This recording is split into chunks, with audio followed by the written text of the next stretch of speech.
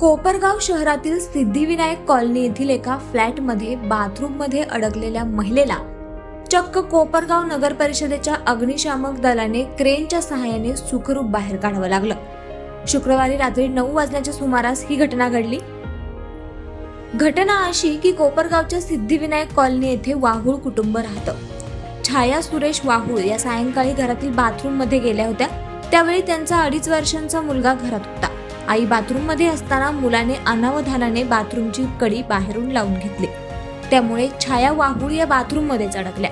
आई bathroom मध्ये अडकल्याने लहान मुलगा घरात रडू लागला, तर छाया वाहुळ यांनी मदतीसाठी आरडाओरडा सुरू केला. त्यांचा तसेच मुलाचा रडण्याचा आवाज ऐकून शेजारील नागरिक घटनास्थळी जमा झाले.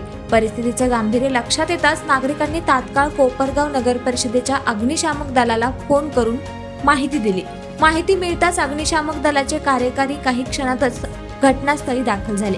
क्रेनच्या सहाय्याने फ्लॅटपर्यंत पोहोचत कर्मचाऱ्यांनी बाथरूम मध्ये अडकलेल्या छाया वाहुळ यांची सुखरूप सुटका केली. या बचाव कार्यात कोपरगाव नगर परिषदेचे फायरमन प्रमोद सिंगर, सागर काटे आणि संजय विधाते यांनी तत्परतेनं सहभाग घेतला.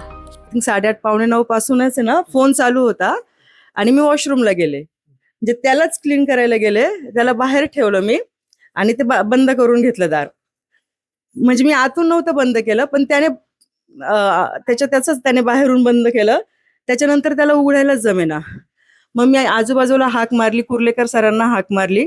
मग थोड्या वेळाने ते बाहेर आल्याच्या नंतर मग त्यांनी खाली जाऊन हुसळे काकांना वगैरे सांगितलं. त्यांनी सगळ्यांनी अग्निशमन ची गाडी बोलून घेतली आणि ह्या दादांनी खरंच खूप वेळेत येऊन, म्हणजे मला लिटरली तो रडत होता ना, त्याला कळतही नव्हतं की मी दार कसं उघडू, आणि मला आतमध्ये मी खूप रडत होते. पण ह्या दादांनी खरंच वेळेवर येऊन मदत केली आणि सगळ्या शेजाऱ्या पाजाऱ्यांची की त्यांनी खरंच आमची हेल्प केली. आणि घरी आता आज आम्ही दोघंच आहोत.